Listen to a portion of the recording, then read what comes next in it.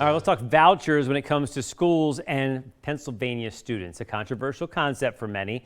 What would it even do for some of these kids? CBS 21's Elise Person speaking with those on both sides of this issue to bring us more on what this could actually mean when it comes to funding education overall in PA. Elise. Hi, Joel D. Well, last year it was known as the PASS program. Essentially, it's a student voucher program, and right now it's currently moving through the state Senate. Some say that could help save Pennsylvania money, but others are arguing that we need to invest in public schools before we even begin to start thinking about private schools.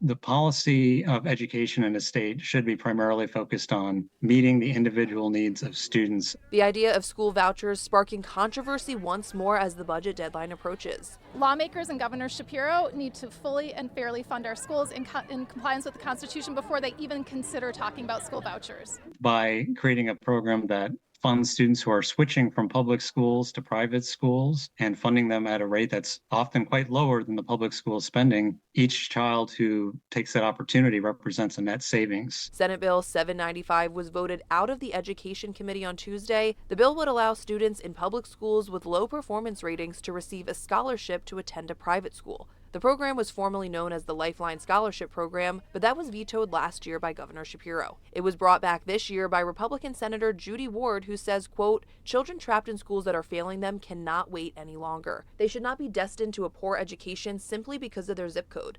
Education groups differ on how they believe the voucher program could impact Pennsylvania students. There are these kids who are falling through the cracks, and something like the PASS scholarship program can give many of those kids an opportunity. Private schools pick and choose the students they want to enroll, so there's no guarantee that giving somebody a voucher is going to let their kid get into that school.